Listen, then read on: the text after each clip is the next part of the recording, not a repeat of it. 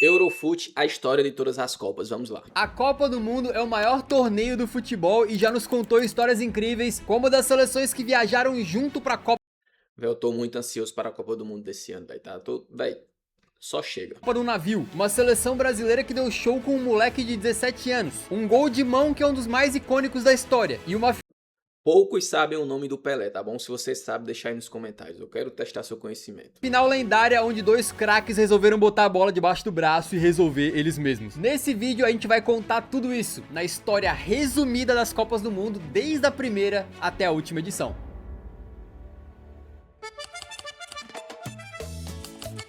Para sediar a primeira Copa do Mundo em 1930, a FIFA escolheu o Uruguai, país que era então bicampeão do futebol nos Jogos Olímpicos, e como era uma competição nova e tinha toda a questão logística para as seleções irem até a América do Sul jogar, apenas 13 resolveram participar. Uma curiosidade que poucos sabem, a primeira Copa do Mundo não era tradicional igual hoje, né? Só tinha apenas 8 jogadores na linha e um goleiro, ou seja, seriam apenas 9 jogadores. Hoje é 10 na linha e o goleiro.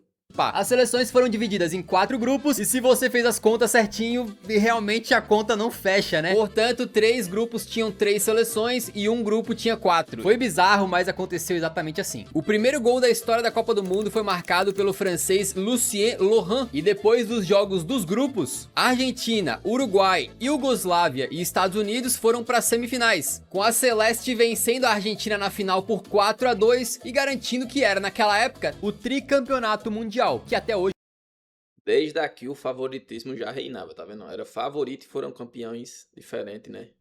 Do que aconteceu nos próximos anos. é uma polêmica, mas já falamos mais sobre isso. A gente vai pra 1934 e a história das Copas às vezes se confunde com rixas e problemas que tinham entre os países, e foi exatamente o que aconteceu nessa edição. Em 1930, a Itália não tinha ido pro Uruguai participar, e portanto quando chegou em 34 e a Copa era na Itália, o Uruguai, que era o atual campeão, resolveu meio que dar o troco e não foi lá jogar a Copa. Dado o sucesso da edição anterior, dessa vez 32 seleções foram pra uma espécie de mata-mata preliminar pra ver quais 16 seleções iriam para a Copa do Mundo, e isso incluía a anfitriã. Hoje em dia, quem tá sediando a Copa do Mundo não precisa passar de eliminatórias, né? Tá automaticamente classificado, mas naquela época não era assim. Então imagina o climão se a Itália não tivesse conseguido se classificar para a Copa no seu próprio país. É o que tá acontecendo hoje, né? 3 Copas que a Itália não vai, velho. É um descaso inacreditável. Eventualmente, a Itália enfrentou a Tchecoslováquia na final da Copa do Mundo e venceu por 2-1. Novamente, o time anfitrião levava a taça para casa. Dá pra dizer que o craque dessa Copa foi o italiano Giuseppe Meazza, esse mesmo que é ídolo da Inter de Milão, né? Enquanto uma das queridinhas do torneio foi a seleção da Áustria, que ficou conhecida como Wonder Team, ou Time Maravilha, né? Digamos assim, que foi a melhor geração austríaca que já pisou nos gramados, mas que não conseguiu se transformar numa grande seleção por motivos que veremos daqui a pouco. Em 1938, mais uma Copa seria sediada na Europa, dessa vez na França, e assim como tinha feito em 34, o Uruguai resolveu boicotar e não foi, assim como a Argentina. Eram duas seleções muito importantes de fora, né? Elas tinham sido as duas finalistas de 1930. Engraçado, né? Antigamente as seleções, tipo, escolheria se iria ou não pra Copa, né? Tipo, hoje é uma luta pra ir pra Copa, tem seleção que quer ir e não consegue.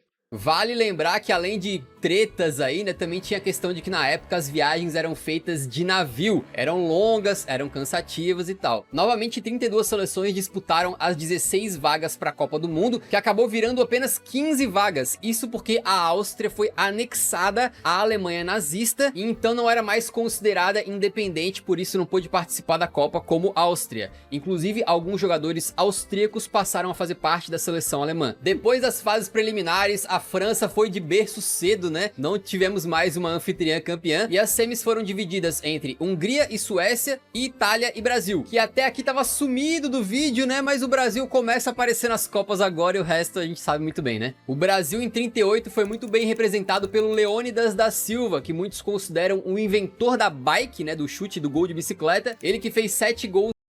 Curiosidade aí pra vocês, ó, Leônidas da Silva, ele tem 35 faculdades no Brasil com o nome dele, Leônidas da Silva. Eu acho que é a pessoa que tem mais nome em universidades, é o Leônidas da Silva. Em 4 jogos naquela Copa, mas ainda assim viu a seleção ser eliminada pelos italianos, que foram para a final e bateram a Hungria por 4-2, sendo então, na época, bicampeões da Copa do Mundo. A próxima Copa deveria ser em 1942, mas por conta da Segunda Guerra Mundial, a Copa foi sendo cancelada e cancelada até que retornou apenas em 1950. E a sede escolhida foi justamente o Brasil, o que agradou os sul-americanos, né, poderem jogar mais perto de casa, mas também os países europeus, porque muitos deles estavam completamente destruídos. Nenhum europeu ia querer sediar naquelas condições, né? Além disso, tinham 31 seleções no páreo para participar da Copa do Mundo e no final, apenas 13 times foram participar. Isso porque teve várias tretas na época, com seleções abandonando por vários motivos diferentes, várias tretando com a FIFA, a Argentina. Naquele tempo, a Copa do Mundo não era um negócio rendável, né? Tipo, era um negócio que dava muito prejuízo, diferente de hoje, né? Até porque naquele tempo não tinha turismo, essas coisas, porque era tudo muito lento, né? Não tinha avião, etc.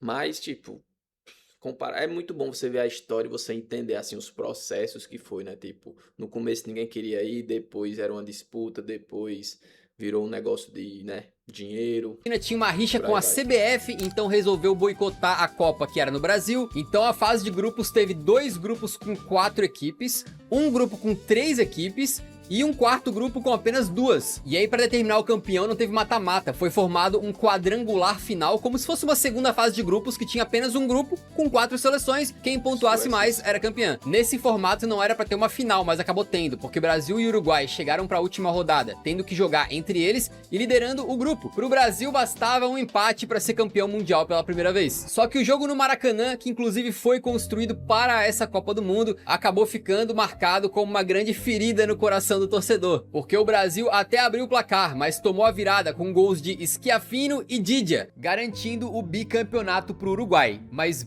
eles já não eram tri, pois isso é polêmica até hoje, porque antes da Copa existir, o Uruguai foi 2 vezes campeão do futebol nas Olimpíadas e na época esse era o maior título de seleções. Aí conta ou não? O Uruguai considera, tanto é que na camisa deles tem 4 estrelas.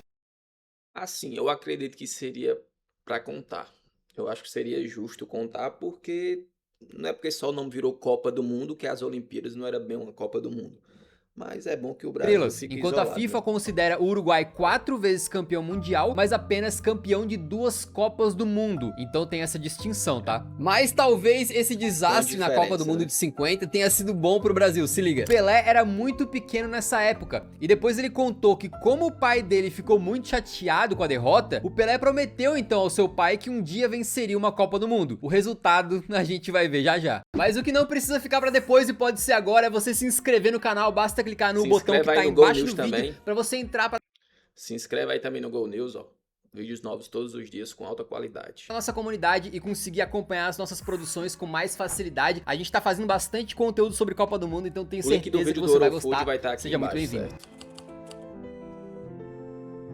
Em 1954 foi a vez da Suíça então sediar a Copa do Mundo. A gente voltou a ter 16 seleções participando na fase final, né? E o formatinho voltou ao que era antes, fase de grupos e depois mata-mata. Também essa foi a primeira Copa televisionada na história. Foi nessa Copa também que surgiu o uniforme canarinho da seleção brasileira. Camisa amarela. Véi, esse uniforme é muito foda, sabe? Porque eu comprei um desse, né? Eu sou colecionador, eu comprei um uniforme desse. Eu paguei R$ 8.000 só na camisa, né?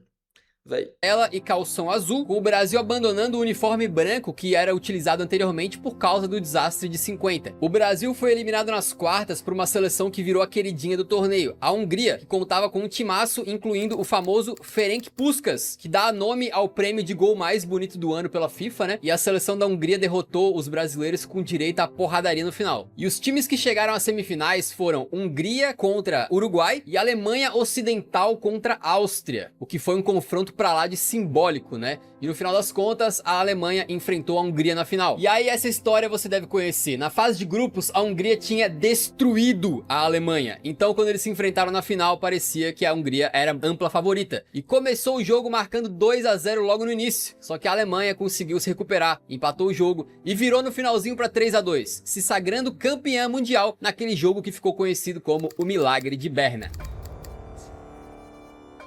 Essa história eu não sabia. Chega então a Copa de 1958 e dessa vez ela foi sediada na Suécia e que tinha 16 participantes ali bem certinho, incluindo a seleção brasileira, que chegava bem vista por causa do futebol encantador que jogava e também por... Aqui eu quero agradecer aqui pelo trabalho do Eurofoot, velho. Que canal sensacional. Tipo, conteúdo de alta qualidade.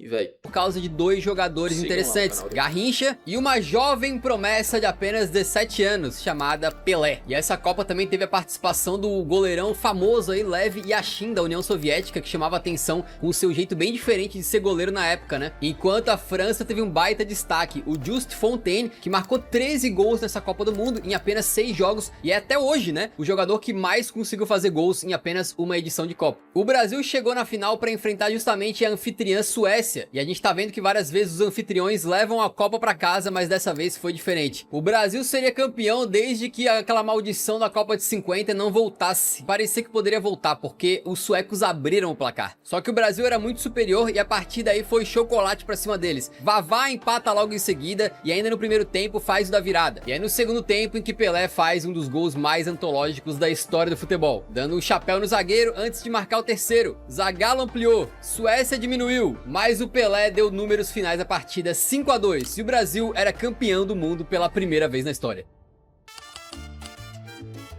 Em 1962, a Copa voltava para a América do Sul, dessa vez no Chile, e pela proximidade...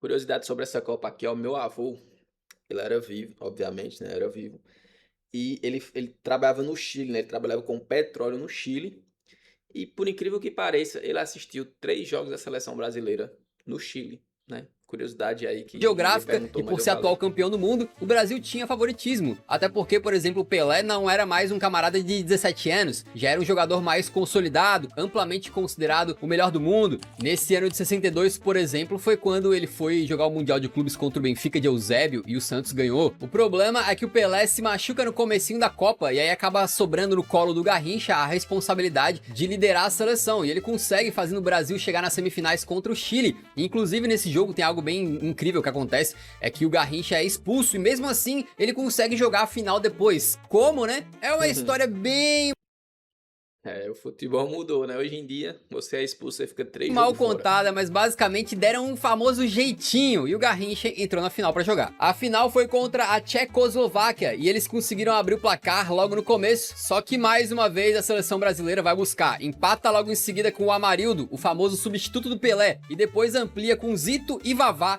para se sagrar bicampeã mundial. No ano de 1966, a Copa do Mundo foi para a Inglaterra, a casa do futebol, né? Mas que estava bem sumida nesse vídeo. O Brasil era um dos favoritos para conquistar o tricampeonato, mas se não conseguiam parar os brasileiros na técnica, ia na porrada mesmo. Na fase de grupos, a Bulgária perdeu para o Brasil, mas conseguiram machucar o Pelé, que ficou de fora do próximo jogo contra a Hungria, que o Brasil perdeu, e ele até voltou para o último jogo contra Portugal, mas não adiantou nada e o Brasil caiu na fase de grupos. Portugal, que seria um dos grandes destaques dessa Copa, muito por causa do craque gênio Eusébio, que ajudou a levar a seleção para as semifinais contra a Inglaterra. Os ingleses tinham debaixo das traves o Gordon Banks. Cara, é muito engraçado, né? Você pensar que o país que inventou o futebol não sequer tem uma Copa do Mundo. É muito engraçado isso, velho. Tipo assim, não faz muito sentido. É como se a pessoa, Santos Dumont, que inventou o avião, nunca tivesse andado de avião. Considerado por muitos um dos melhores goleiros da história, e também tinham Bob Charlton, um dos melhores ingleses de todos os tempos. Inclusive, Hendrick conhece bem. E aí eles conseguiram despachar Portugal. A final então era entre Inglaterra e Alemanha. Os alemães abriram o placar, os ingleses viraram, os alemães empataram no final e levaram para prorrogação. E aí que o Hurst marca o famoso gol fantasma, uma bola que não entrou, mas decidiu aquela final. Depois ele completou o hat-trick, 4-2 no placar. Inglaterra campeã em casa. Engraçado. Vamos para a Copa de 70, que foi a primeira disputada nem na Europa, nem na América do Sul, né? Ela foi no México. A atual campeã Inglaterra fez a viagem mais cedo para tentar se acostumar com o calor, mas não deu muito certo, caíram nas quartas. E o Brasil vinha forte. Mesmo sem Garrincha, tínhamos o famoso esquadrão, com craques como Carlos Alberto, Rivelino, Tostão, Jairzinho e, claro, o experiente Pelé, comandados pelo ex-jogador Zagallo. O Brasil chegou para a final para jogar contra a Itália. A Itália tinha eliminado a Alemanha do artilheiro daquela Copa, Gerd Müller, com 10 gols. O jogo foi pro intervalo empatado, mas no segundo tempo só deu o Brasil, que fez mais 3, incluindo aquele gol todo especial do Carlos Alberto Torres no final, um gol coletivo maravilhoso. O Brasil meteu 4-1 e conquistou o tricampeonato mundial, se consolidando como o país do futebol e passando a Itália em número de títulos. Foi um feito muito grande também para o Zagallo, que se tornou a primeira pessoa a vencer uma Copa do Mundo como jogador e como treinador.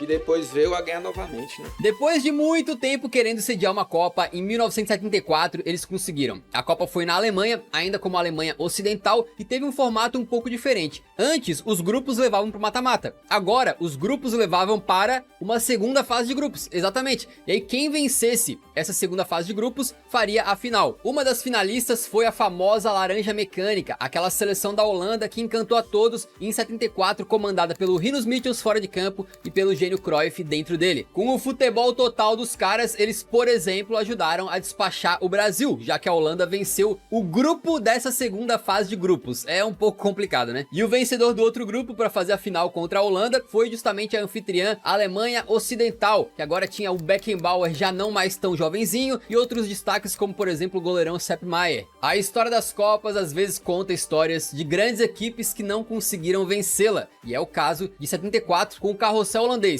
Eles abriram o placar de pênalti, depois viram a Alemanha empatar com o Breitner também de pênalti. Esse mesmo camarada depois salvaria uma bola em cima da linha e o Gerd Müller seria responsável por virar o jogo, tornando a Alemanha bicampeã dentro de casa.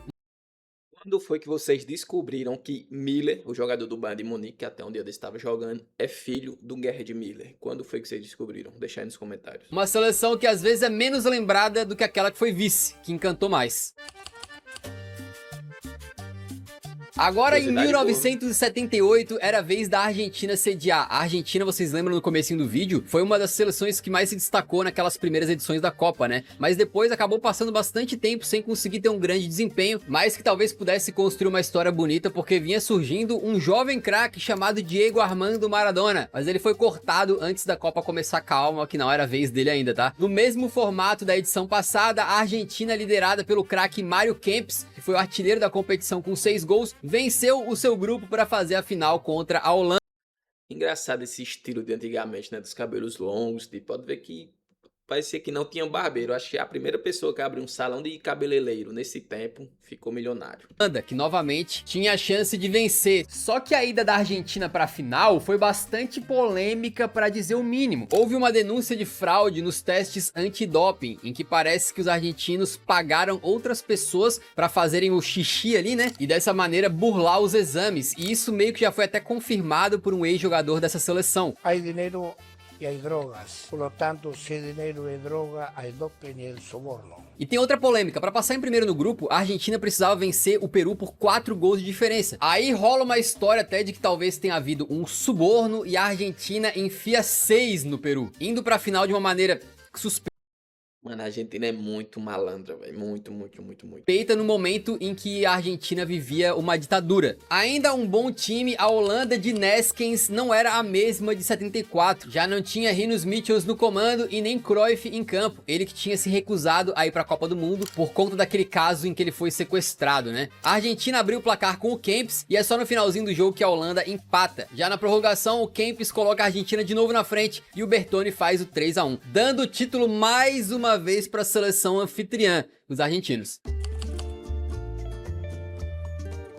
A Copa do Mundo de 1982 foi na Espanha com uma nova mudança de formato. Agora participavam 24 seleções, num esquema com 2 fases de grupos que levavam a uma semifinal. A Argentina dessa vez já tinha Maradona, mas eles não conseguiram ir muito bem na competição não. O brilho dessa Copa era todo do Brasil. Aquele time treinado pelo Tele Santana foi considerado muitas vezes por várias pessoas como uma das melhores seleções de todos os tempos, né? Como Falcão, Júnior, Sócrates e Zico. Só que foi nessa Copa que o timaço do Brasil foi eliminado para a Itália com o famoso hat-trick de Paolo Rossi. Ele que não tinha feito nenhum gol na Copa, resolveu fazer 3 no Brasil. E a Itália acabou chegando na final para enfrentar a Alemanha. Mas o Brasil também esteve na final. Ué, como, né? Com o árbitro Arnaldo César Coelho, ele mesmo, o primeiro árbitro brasileiro a apitar uma final de Copa. Pode isso, Arnaldo?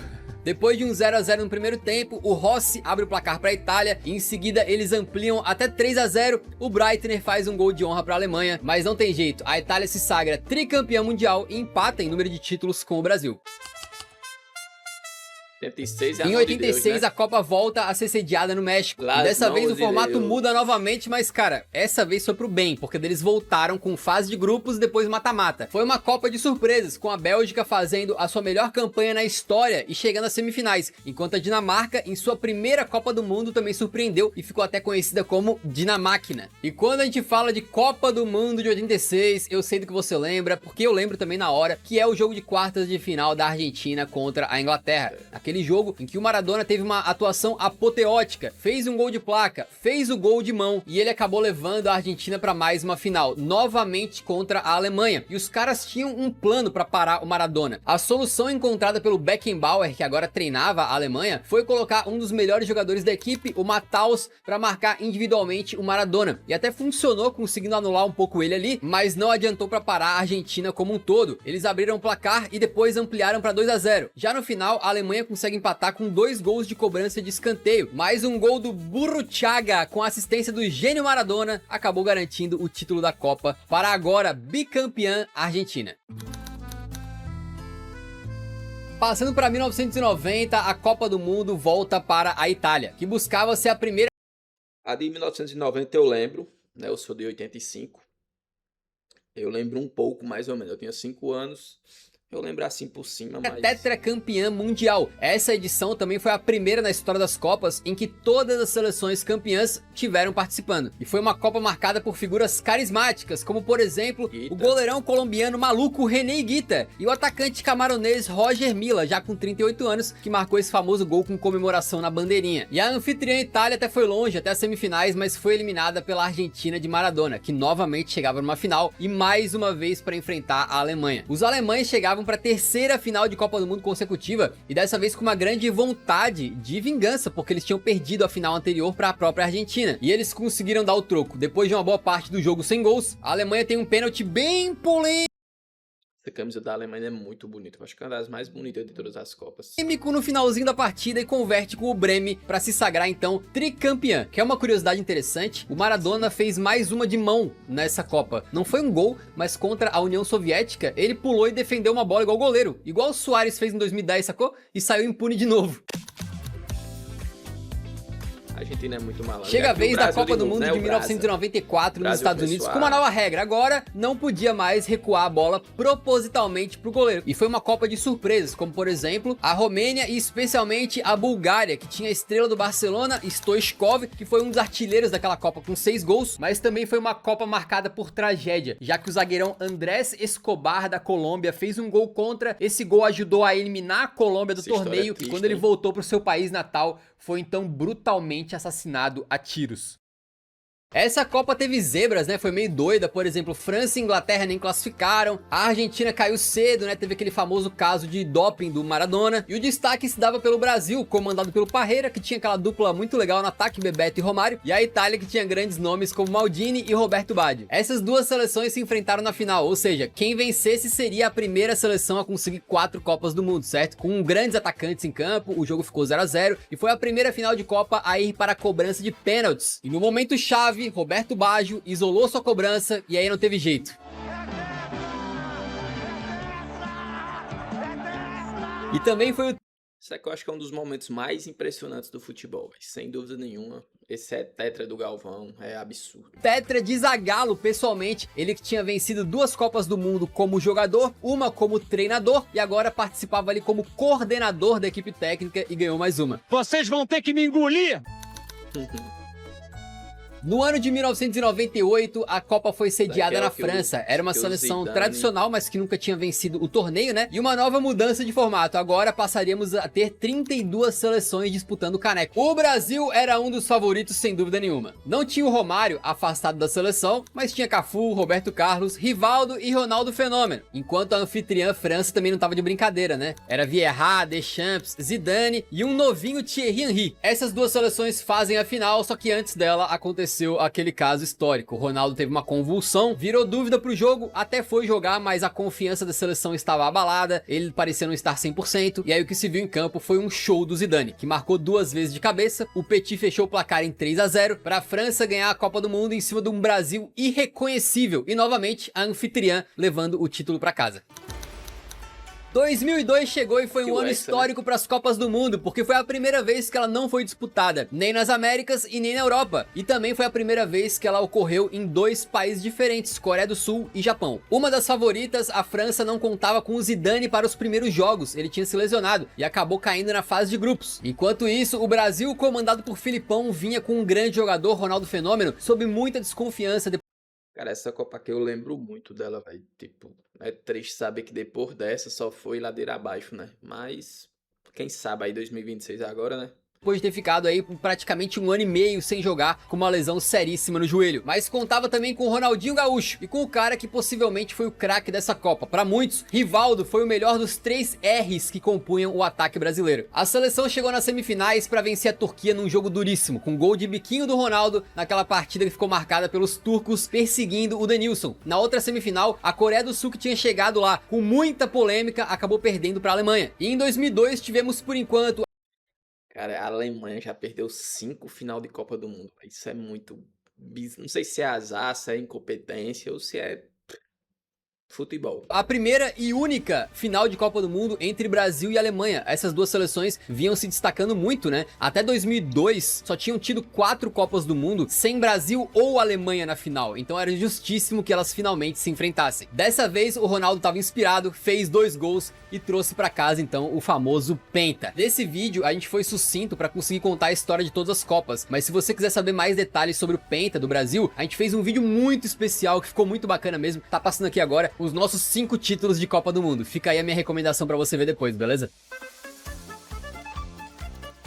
Em 2006 a Copa era de novo na Alemanha e o Brasil chegava novamente como um dos favoritos, já que tinha aí o famoso quadrado mágico, que não foi tão mágico assim. Essa Copa também foi a primeira de um novinho Lionel Messi. Mas quando o Brasil chegou nas quartas e jogou contra a França, viu um show do Zidane, que dominou o meio de campo e carregou a sua seleção para a final, para enfrentar a Itália, que tinha grandes nomes, como Cannavaro, Pirlo e Totti. E foi uma final pra lá de histórica, né? Primeiramente, pênalti pros franceses e o Zidane na frente do Buffon, numa final de Copa, simplesmente mete uma cavadinha e depois vê o Materazzi empatar para os italianos. Sem mais gols, o confronto continua na prorrogação, quando Zidane e Materazzi começam a discutir, o italiano xinga a irmã do Zizou e o francês desfere um gol.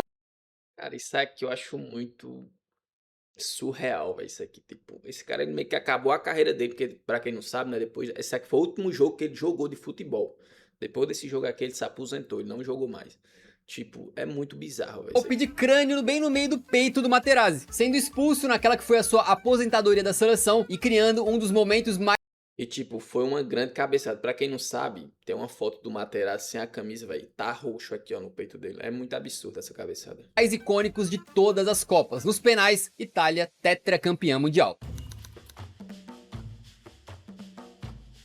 Em 2010 a Copa foi na África do Sul, essa Copa foi muito legal, né? Que clima gostoso que tava lá, a primeira Copa no continente africano, Waka Waka da Shakira e claro, o melhor som de todas as Copas, o doce zumbido das vuvuzelas. Não, e alguns momentos absolutamente épicos, né? Foi nessa Copa que o Suárez faz a defesa contra a Gana, que o De Jong dá uma solada com as travas da chuteira no meio do peito do Xabi Alonso e que um brasileiro doidão dá um pisão no Robben lá, é expulso e acaba fazendo o Brasil ser eliminado pra Holanda. E uma coisa muito interessante dessa Copa é que as 2 finalistas da edição anterior, França e Itália, ficaram em último nos seus respectivos grupos. No final das contas, a Super Holanda de Sneijder, Van Persie e Robben elimina o Uruguai e vai para mais uma final, para enfrentar a Espanha, que era pela primeira vez finalista de uma Copa do Mundo. E aqui, a base do Barcelona, essa seleção aqui para mim é uma das mais fortes de todos os tempos. Certo? Bem dizer, a base do Barcelona, o tic-tac, só faltou um Messi aí pra acabar tudo. E não era só a primeira final dos espanhóis, não. Era a primeira campanha de destaque deles nas Copas, né? Mas esse ano foi o ano do tic-tac, senhoras e senhores. Um time que encantava com Xavi, Iniesta e Davi Villa, que fez um jogo muito pegado contra a Holanda, mas que na prorrogação, com um golzinho do Iniesta, levou a Copa do Mundo pra casa. A gente também fez um vídeo só sobre essa Espanha. Fica a recomendação, tá passando aqui, beleza? E chega a Copa do Copa Mundo do de Brasil. 2014, mais uma vez no Brasil, uma Copa que também aconteceram várias coisas incríveis que a gente pode relembrar rapidamente. A atual campeã Espanha caiu na fase de grupos, um vexame, enquanto a Costa Rica surpreendeu a todos e só foi eliminada para a Holanda nos pênaltis naquele jogo em que o Van Gaal trocou de goleiro só para as cobranças de penal. Tivemos gols históricos como aquele do James Rodrigues de fora da área e o mergulho peixinho maravilhoso. Véi, esse gol do Van Persie aqui de peixinho, véi, pra mim é o gol mais bonito de todas as Copas, depois do de Pelé, né, que ele dá o chapéu. É muito absurdo. E o James Rodrigues também, pelo amor de Deus, só fez esse gol na carreira. Do Van Persie. E também, claro, é a Copa em que o Brasil vai para a semifinal contra Com a gol de Alemanha, Davi Luiz. sem o Thiago Silva suspenso, sem o Neymar machucado e toma simplesmente o maior vexame da sua história, 7-1, não vou entrar em detalhes, todo mundo sabe, beleza? E a decisão então é entre Já a Alemanha e pula a pra Argentina. E os argentinos liderados pelo Messi conseguem ser superiores em alguns momentos, inclusive tiveram chances para ganhar aquela Copa do Mundo com o Higuaín, com o Messi, mas eles perderam. E na prorrogação, o Götze veio do banco para decidir o jogo e dar o tetracampeonato para a Essa era pra Alemanha. ter duas E também Copas, ficou olha um que gosto absurdo. estranho para os brasileiros, né? Porque quem foi campeã foi a seleção que passou o trator em cima da gente, mas ao mesmo tempo, pelo menos, eles impediram a Argentina de ser campeã no Brasil. Seguimos para a próxima Copa, a de 2018, que foi sediada na Rússia, e dessa vez foi a então campeã Alemanha que caiu na fase de grupos. Alguns dos favoritos eram Portugal, que liderada por Cristiano Ronaldo, venceu a Eurocopa 2 anos antes, o próprio Brasil, que tinha conseguido se recuperar do 7-1, e a França, que estava lotada de bons nomes, e um jovem Kylian Mbappé. E nessa Copa, o Harry Kane acabou como artilheiro, com 6 gols, mas a seleção dele foi despachada pela surpresa do torneio, a Croácia, que com Rakitic, Modric, foi finalista, só que foram enfrentar a França. Os franceses eram amplamente favoritos, tinha muita gente boa naquele time, né? O jogo chega a ficar 1-1, mas depois a França deslancha, mete 3, inclusive com o garoto Mbappé fazendo gol em final de Copa, e ainda entrega um gol pra Croácia naquela atrapalhada bizonha do Lloris, mas que não mudou o Lloris é resultado. muito ruim, França muito, campeã do muito mundo ruim, pela Lloris segunda é vez. muito ruim. A última Copa até então foi a de 2022, sediada de forma muito controversa no Catar, não só pelo país não ter nenhuma tradição futebolística e não ter nem condições climáticas de receber a Copa, tanto é que ela foi trocada do meio pro final do ano, mas também pelas questões de violações de direitos humanos com os trabalhadores que ajudaram a construir os estádios por lá. Dentro de campo, todos os nossos olhos estavam no Brasil, que começou empolgando quando o Richarlison meteu aquele gol de voleio maravilhoso. Teve também uma homenagem ao Pelé, mundo se que iludeu, né? infelizmente viria a falecer logo depois do torneio, mas claro, não adiantou de nada pro Brasil, porque na prorrogação contra a Croácia faltavam só 4 minutos Isso é quando o revoltante. Petkovic Isso entrou aqui eu na não gosto área nem de e ver, fez o gol de empate Pula, pros pula. croatas, com a Croácia então eliminando o Brasil nos pênaltis. E os grandes craques da Copa foram o Rodrigo Mbappé, perdendo que se tinha sido pênalti, campeão como Marquinhos, jovem pelo amor de promessa Deus. em 2018, em 2022 já chegava como grande estrela e fez uma Copa muito boa, por exemplo, decidindo o jogo contra a Polônia nas oitavas de final. E claro, o Lionel Messi, que finalmente conseguiu fazer uma Copa do nível da sua genialidade, decidindo, por exemplo, jogos dificílimos contra o México e a Holanda, até que chegou na final e esses dois craques se Cara, essa final, sem dúvidas, é a maior de todos os tempos, velho. Tipo, que orgulho de ter assistido essa final no estádio, velho. Que orgulho. enfrentaram. A decisão foi uma batalha lendária, com aquele 3-3 maluco em que o Messi faz 2, o Mbappé faz 3 e no último lance o Dibu Martinez salva o chute do Kolo Muani para levar o jogo absurdo. pros pênaltis, onde o Dibu brilhou mais uma vez e deu à Argentina o seu tricampeonato e pro Messi a sua primeira Copa do Mundo, engrandecendo ainda mais o seu tamanho no futebol. Foram 22 Copas do Mundo até hoje, vencidas por 8 países diferentes. O Brasil com 5, a Itália e a Alemanha com 4, a Argentina com 3, a França e o Uruguai com 2 e a Espanha e a Inglaterra com 1. Das 22 Copas, ela foi vencida pelas anfitriões em 6 ocasiões. A gente espera que você tenha gostado, mas nesse vídeo foi impossível entrar com tantos detalhes. Cara, vídeo sensacional do Eurofoot, velho. Se inscreva no canal aqui, se inscreva no canal do Eurofoot também, vai estar o link aí na descrição, velho. Muito obrigado e até o próximo vídeo, velho. Também deixa o like nesse vídeo e a hype aí pra ajudar nós aí. Muito top mesmo o vídeo, até a próxima.